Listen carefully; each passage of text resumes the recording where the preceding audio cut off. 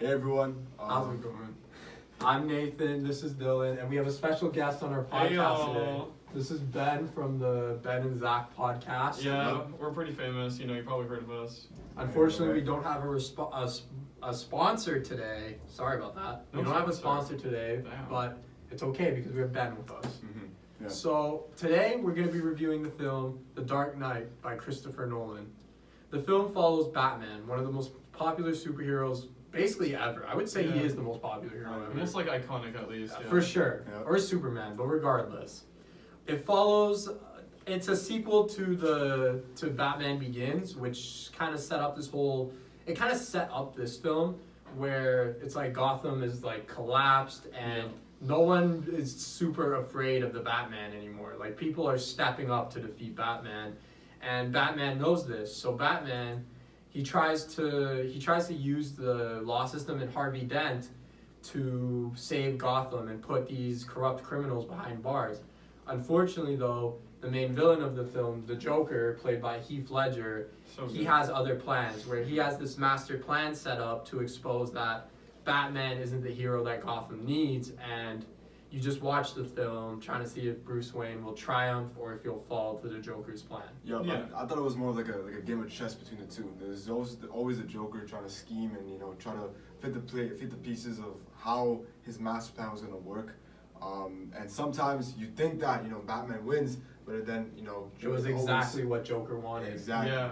So I just think having that dynamic was a really, really good point to the story. And what made Dark Knight so memorable was the Joker's plans and schemes and how he toyed with Batman and basically Gotham as a whole as well. Yeah. Yeah, like the manipulation he does. Yeah. Yeah, I think the movie's it's the main point of it is morality, right? Like Joker has one sort of morality where all he wants is chaos. Yep. And Batman's the complete opposite, and he has these specific rules that even he follows, and he wants order. Yep. And then Harvey Dent is right in the middle, and he wants fairness between both sides. I love that it's such a good movie that all three of us have a different perspective of what the movie's actually about. That's the thing. You can take whatever you want away from the film, and you can't really even disprove it for most senses because there's just so much the film gives you to write your own story about it. Exactly. So on that note, I think we're going to go straight into our first topic, which is cinematography and directing choices. So I guess I'll start here. I am a huge fan of Christopher Nolan and his directing style. I think he's a very expansive and creative director. The shots that he creates and what he plans on doing, it's a lot of practical effects, which not a lot of directors do. A lot of the shots and things that he incorporates into the movie can easily be replaced with CGI, but he goes the extra mile to make these practical effects to add more realism and immersify the audience into the scene. I think one of my favorite examples is that he actually blew up a hospital in the movie. Yeah. And you can only do that once, so it had to be perfect, but They got it. They got it. And the thing was, with that scene, it actually didn't go as planned because the bomb didn't go off in time, and Heath Ledger was kind of shocked. He's like, why isn't this working? And then it blew up. But since Christopher Nolan's so confident in his craft, he let the scene keep going, and he was able to put it into the film with enough personality. Yeah. And I think that's also huge props to Heath Ledger for keeping going, not stopping. For sure. Ben, what do you have to add? Especially that scene, right? In my opinion, I think it looked better, when the bomb failed and he was trying to get to work. Because I remember watching that again, watching this movie again, and picturing what that scene would look like if the bomb did actually work on the first try. I feel like it wouldn't have been nearly as good or matched the Joker's character as much. I think I don't think he needed it to go off because it really speaks a lot on his character. He's not physically dominant like Batman. He's not like this. He's not like Bane, another one of Batman's villains, where he beats Batman physically. His scheming's where he gets him, and he's not like this super coordinated guy. Yeah. So it's showing that that's not what we're worried about. It just adds more fear to what he's capable of, really. Exactly. And sorry. So I just wanted to put since we're on me now, I'll just go into the cinematography. Oh, okay. I think the way that the film's shot, it's amazing. Oh, yeah. I think most of the film's shot in dark, and one issue, I've spoken on these podcasts a lot about is when films are in nighttime, you almost can't see what's going on. Rather that's a directing choice or it's just lazy to hide poor acting, it's whatever, but it's just hard to see. The thing is about this movie, it'll be pitch black outside, but there'll be like natural lights from buildings to where it's completely clear what's going on. Very true. And you always know what's happening. And I think the lighting in the movie, it's just beautiful. Like the background colors when characters speak, it's amazing. The cinematography, it's amazing. And even the directing choices to like make this plot kind of like almost its own story where you can take away whatever you want from it. And it's not even your traditional superhero story where it's like the good guy just comes, beats some guys up, and beats the villain. There's a lot more to it than that. Yeah. And I think that's what I appreciate about it. I think in the film there are 3 main scenes that I remember that demonstrates Christopher Nolan's like insane cinematography. The first one would be there's a lot of foreshadowing to Harvey becoming Two-Face just with natural lighting, and you don't pick that up on the first watch, but as you watch that film over and over again, you see it. You guys do spoilers? You guys do spoilers? We don't do spoilers. We do spoilers. We do spoilers on this show. Oh, damn. The second one I want to talk about is I just remember one thing that cinematography can often capture the mindset of a character, and I just remember one of the scenes of when the building just exploded, Harvey just got burned, and Rachel died, and you just have that scene of Batman just hanging on like on a pole, and so with the good. fire all around him, and you can feel his mind just in shock and the pain he's feeling. He feels broken, yeah, Exactly. because he just lost the one thing that made him even consider stepping down from being Batman to let Gotham be itself. Yep.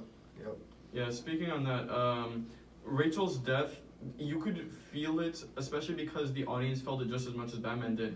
Because it's so shocking. You don't expect one of the main characters and the main character's love interest to just die by an explosion, like mid-sentence as well. She was like in the middle of talking and just blows up. And on the first watch, I know I didn't expect that. I don't know about you guys. And that made it so much more understandable to understand Batman's perspective. 100%. 100%. The last scene I want to talk about was, I don't know why it sticks out to me so much, but it was that scene in which Joker's plan just unfolded. Rachel just died. He got Lau out of the prison, and Joker himself broke out of the prison.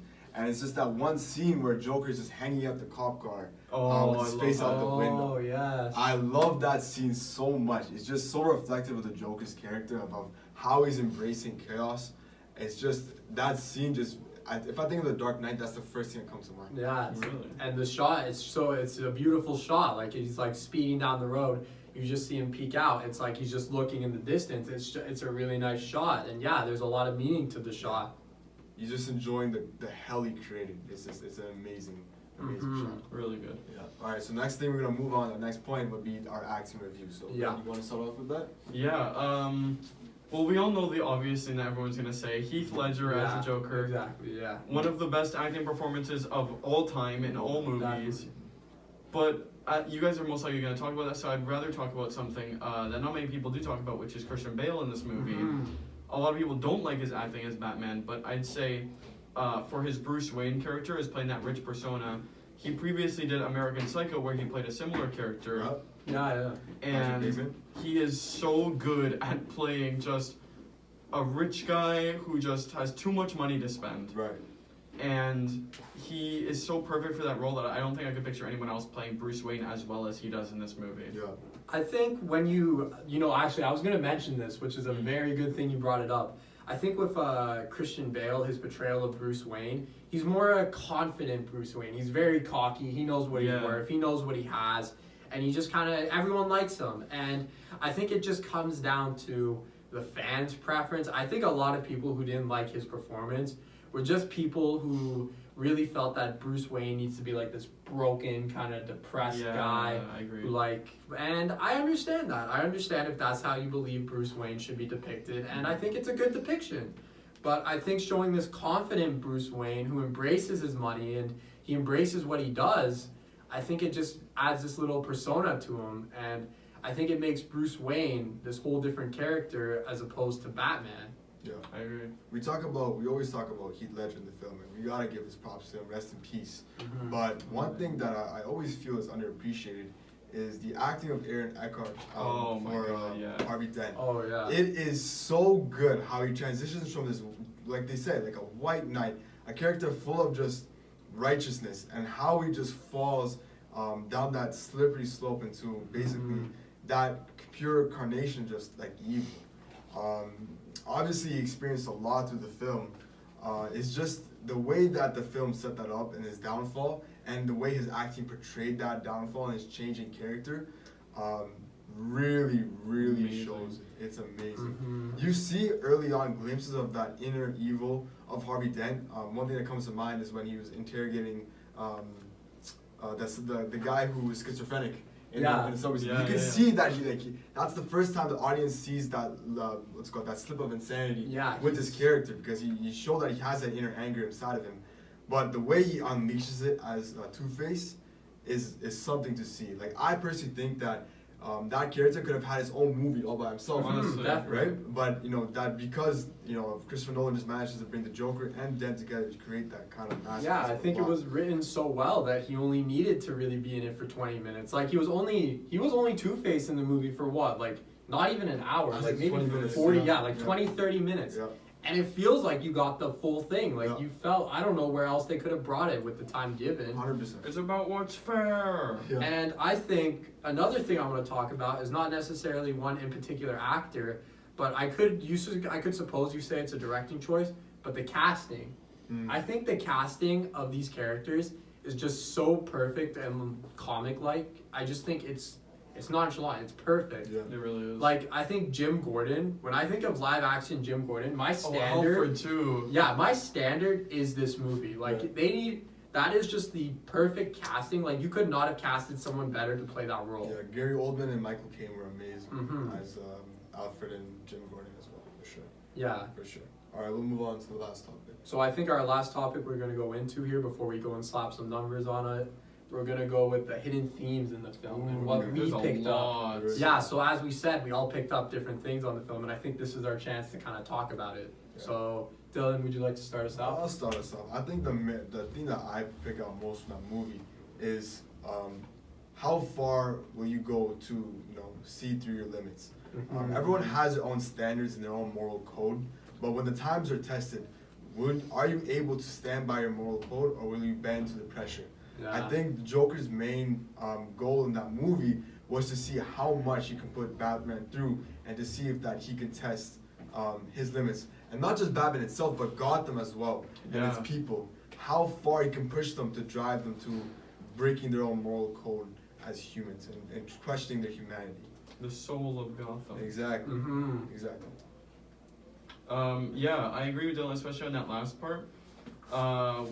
There's a scene at the end. You guys are doing spoilers, so I can talk about this. Yeah. There's a scene at the end where there's these two cruise ships, and they said that Joker told them that if they don't, they have the detonator to each other's ships, and if they don't blow up the other ship before 12, then both ships will blow up. Mhm. Joker just knew that they were gonna try and blow up the other ship, so he didn't even have a bomb ready at 12 p.m. to blow them up. Mhm. He just assumed that people would be just as bad as him, and Batman's eventual win in quotations, the only win he really gets over the Joker, is proving to him that Gotham isn't as bad as he thinks and that no one is as bad as him. Yeah. And well, obviously he tries then blowing up both boats because yeah, he given up kind of. Yeah, at you that kind of point. realized that he didn't expect that to happen. Yeah. Exactly. And there was a specific line that I always remember where Joker's hanging from the balcony after like a few seconds after that scene, and he says, "Do you think I would risk losing this battle for Gotham's soul in a fist fight with you?" And that always stuck with me because to me that's the main point of the movie. It's fighting for the morality of Gotham's soul. I think it also just shows he always, throughout the film, he's always been one step ahead. Yeah. For sure. So, Austin, Um, do you have any remarks of your leaves? Yeah, I think the theme of it's no depiction of Batman you've ever seen before. It's like, I think the film really does make you question if Batman is what really helps Gotham. Because yeah, he can take out these criminals doing drug deals and stuff, but he can't stop the inner corruption within Gotham. And Exactly. even Batman knows this. And it feels like it makes you think, well, although Joker was evil, like what was his plot? Like what was his ultimate goal in the end? And it's like there's a lot of different ways you can look at it. You can look at it from any character and see why their best intention was to save Gotham, but then there were major flaws in their intentions. Yeah. For sure. All right, I think we can conclude with our final reviews of the film. Mhm. So, now, Zusman, you can start with it. I think my final review of the film, you see it on every top 10 list of all time, Yep. and I think it's deserving. Would I say it's top 5 all time? Maybe not, but that's up for debate, but that doesn't even really matter. It deserves the rating it gets. Everything about it is just perfect, it's like, it's a longer movie, but it's like you're kind of invested the whole time. Like there's never a minute where I was really looking away. Then that has to do with also what I said earlier, how well it's shot. It just kept my eyes glued to the screen. For sure. And with that, I think I'll give it a 5 out of 5, pretty easily. Oh, you guys do ratings out of 5? Yeah. Okay. Yeah. We do 10s, so not used to this. We have to be original on our podcast. Oh, I see. Alright, so should I go next? Do you want me to go or do you want to go? Whatever you want. I'll go. The term classic is often thrown around too often, but I think with The Dark Knight, it's deserving of the title.